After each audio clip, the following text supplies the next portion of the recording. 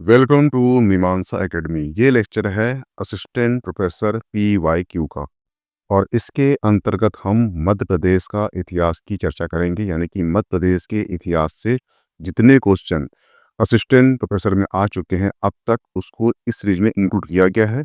इसके पहले 3 पार्ट आ चुके हैं, ये चौथा पार्ट है, तो प्लीज वॉच कीजिए। पहला क्वेश्चन है, टीकमगढ़ का स्वर्णकार स्वयं को किस शहर की उत्पत्ति मानता है? तो ध्यान रखना, टीकमगढ़ का जो स्वर्णकार स्वयं को अयोध्या अयोध्या शहर की उत्पत्ति मानता है। टीकमगढ़ जो है मध्य प्रदेश का एक जिला है और अयोध्या जो नगरी है इसके पास से एक नदी गुजरती है। उस नदी का नाम है सरयू नदी। क्या नाम है? सरयू नदी नाम है। ठीक है, जो धार्मिक और ऐतिहासिक नगरी है, यहाँ पर प्रभु राम जी का जन्म स्थल माना जाता है। ठीक है, इसका आंसर क्या होगा? Option C, Ayodhya.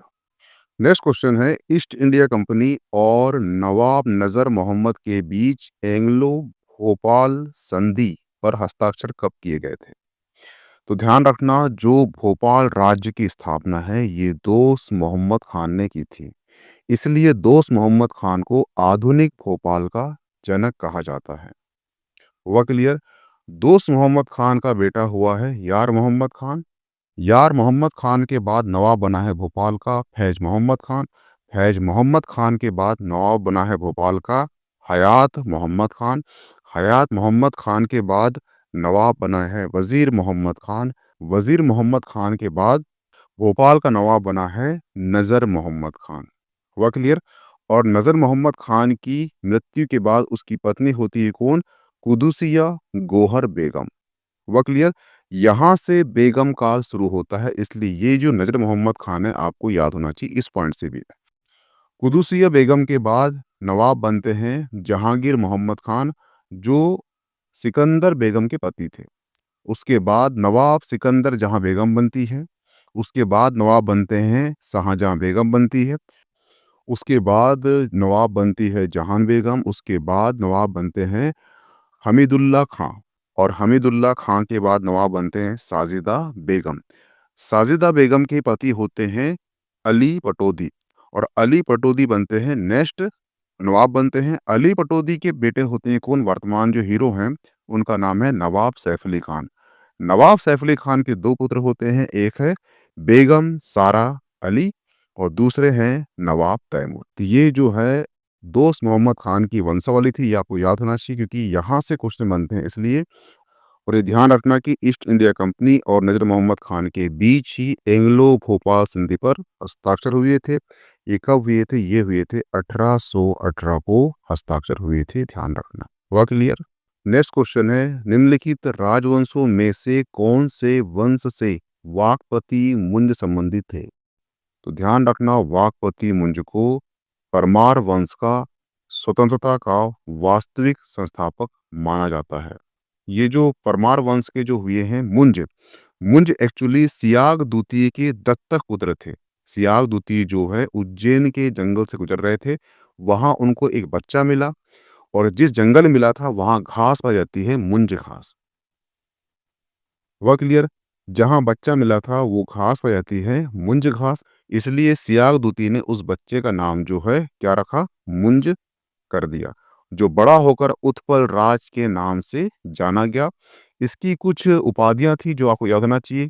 पृथ्वी वल्लभ, वल्लभ श्री, अमोघ वर जैसी उपाधि इसने धारण किया था। अभी बीच में एक टीवी सीरियल आया था पृथ्वी वल्लभ, वो इसी मुंज के जीवन पर आधारित था। और ये वाकपति मुंज ने ही अपने नाम का मुंज सागर की स्थापना की है। कहाँ पर? ये किया है धार नगरी में। धार नगरी में मुंज सागर का इसने निर्माण कराया था। और ये भी ध्यान रखना कि वाकपति मुंज ने गुजरात में मुंजपुर शहर बसाया था। कहाँ पर? गुजरात में, भी ध्यान रखना। ठीक है, अपने साम्राज्य के विस्तार के लिए इन्होंने कलचुरी शासक युवराज द्वितीय पर भी आक्रमण किया था। कलचुरी की राजधानी थी वो थी त्रिपुरी, जो वर्तमान में क्या है? जबलपुर है। इस पर अधिकार कर लिया। और ये भी ध्यान रखना है, गुजरात के एक राजपूत हुए हैं शक्ति कुमार पर भी वाकपति मुनि ने आक्रमण कर उसकी राजधानी जो है उदयपुर पर भी अधिकार कर लिया था। कल्याणी के चालुक्य हुए हैं तैलव द्वितीय ने मुंज पर 6 बार, मुंज पर 6 बार आक्रमण किया तैलव द्वितीय ने। ये क्वेश्चन पूछता है कि तैलव द्वितीय ने वाघपति मुंज पर कितने बार आक्रमण किया, तो ये 6 बार आक्रमण किया। लेकिन क्या हुआ है कि 7वीं बार सेनापति रुद्रादित्य की सलाह को दरकिनार कर मुंज ने चालुक्य पर आक्रमण किया। यानी उसका सेनापति था कौन? रुद्रादित्य। किसका? मुंज का। उसने मना किया था कि युद्ध मत करो, उसको सलाह को उसको माना नहीं और मुंज ने चालुक्य के ऊपर आक्रमण कर दिया। लेकिन क्या हुआ, यहाँ पर वाघपति मुंज जो है पराजित हुआ। यानी 7वीं बार वो क्या हुआ? पराजित हो गया। कौन? वाघपति मुंज। और तैलव द्वितीय की जो बहन थी उसका नाम था मृणालवती। मृणालवती के द्वारा धोखा दिए जाने के कारण तैलव द्वितीय द्वारा मुंज की हत्या कर दी। कहाँ पर? उसके कैद खाने में, यानी उसके कारागार में। हुआ क्लियर? इस प्रकार से जो तैलव द्वितीय था उसने वाघपति मुंज की हत्या कर दी। जो वाघपति मुंज था वो कवि व्रस और कवि वर्षा की उपाधि धारण किए हुए था। हुआ क्लियर? ये ध्यान रखना कि जो वाघपति मुंज है एक उच्च कोटि का विद्वान था और उसने अपने दरबार में कई विद्वानों कवियों को संरक्षण दिया था। उसके दरबार में 9 सांग चरित का रचयिता पद्मगुप्त था।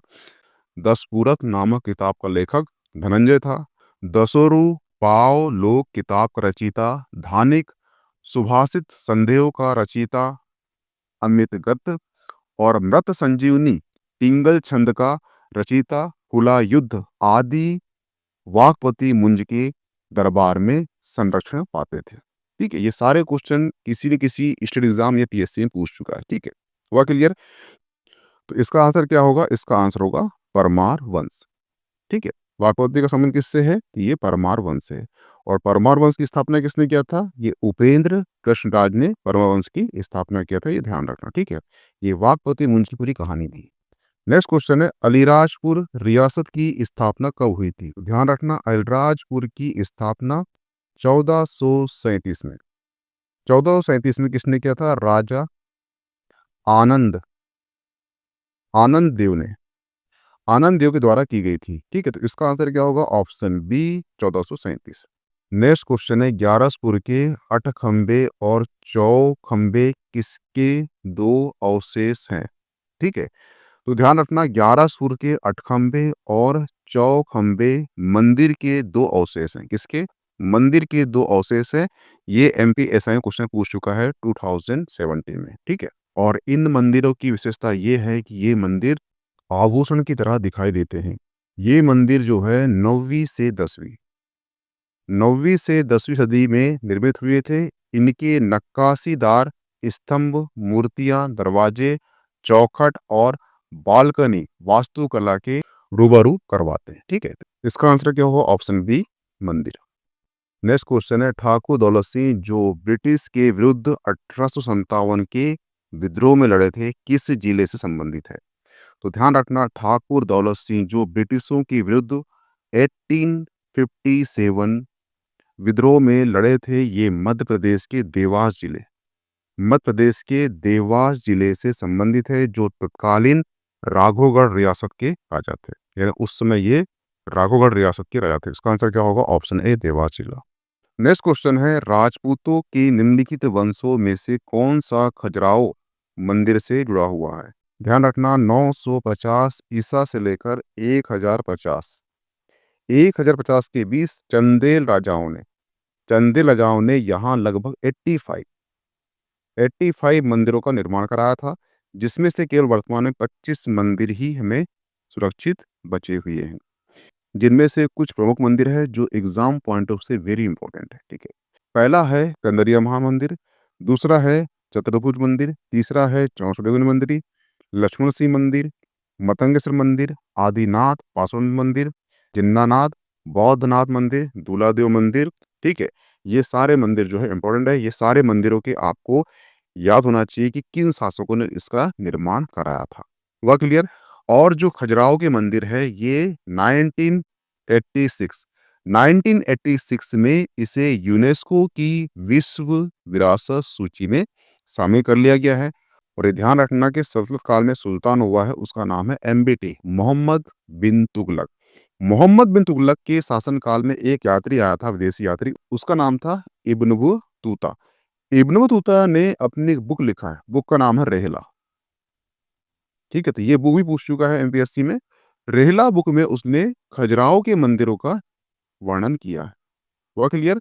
और ये कहा है कि ये जो खजुराहो है ये विदेशी पर्यटकों का स्वर्ग है। क्या कहा है? विदेशी पर्यटकों का स्वर्ग है। कभी अब क्वेश्चन आए कि खजुराहो मंदिर को विदेशी पर्यटकों का स्वर्ग किसने कहा है? तो वो इब्न बतूता ने कहा है। किसमें कहा है? तो इब्न बतूता की एक बुक है रेहला। रेला में कहा है। हुआ क्लियर? ये सारे फिट याद रखना। तो इसका आंसर क्या होगा? इसका आंसर होगा ऑप्शन बी, चंदेल वंश। नेक्स्ट क्वेश्चन है, अकबर ने मांडू पर कब्जा करने के लिए किसे भेजा था? तो ध्यान रखना, अकबर ने मांडू पर कब्जा करने के लिए अधम खां, क्या नाम है उसका? अधम खां, अदम खान को भेजा था। हुआ क्लियर? मांडू वर्तमान में मालवा क्षेत्र के धार जिले में, कहां पर? धार जिले में है। और धार में ही वाकपति मुनि ने ही मुनि सागर की स्थापना या निर्माण कराया था। ठीक है। मांडू मध्य प्रदेश का एक ऐतिहासिक स्थल है और पर्यटक स्थल भी है, जो रानी रूपमती बादशाह बाज बहादुर की अमर प्रेम कहानी का साक्षी है। मांडू को मांडवगढ़ के नाम से भी जाना जाता है। यहाँ पर रानी रूपमती का महल, हिंडोला महल, जहाज महल, जामा मस्जिद, ये एक ऐतिहासिक नगरों की भूमि है। इसका आंसर क्या होगा? इसका आंसर होगा ऑप्शन डी, ऑप्शन डी, अदम खां। हुआ क्लियर? नेक्स्ट क्वेश्चन है, महाकाव्य काल में निम्नलिखित में से कौन सा नगर वर्तमान में मध्य प्रदेश में नहीं है?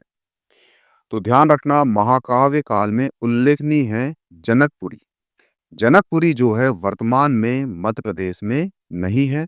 जनकपुरी जो है नेपाल का एक प्रसिद्ध धार्मिक स्थल है। ये नगर प्राचीन काल में मिथिला की राजधानी माना जाता था। इसकी मिथिला की राजधानी माना जाता था। यहाँ के प्रसिद्ध राजा हुए हैं जनक। जबकि महाभारत के जो महिष्मती है, उज्जैनी है, कुंतलपुर है और विराटपुर जो है मध्य प्रदेश के नगर थे। इसका आंसर क्या होगा? Option D, Janakpur. ये कहाँ पर वर्तमान है? नेपाल में। हुआ क्लियर? तो यहाँ पे आपका जो है असिस्टेंट प्रोफेसर का जो लेक्चर समाप्त होता है पार्ट 4 PYQ सीरीज का। इसकी PDF आपको मिल जाएगी कहाँ पर? मीमांसा एकेडमी के एप्लीकेशन पर। प्लीज उसे प्ले स्टोर से डाउनलोड कर लीजिए। Okay, thanks. मिलते हैं नेक्स्ट पार्ट में।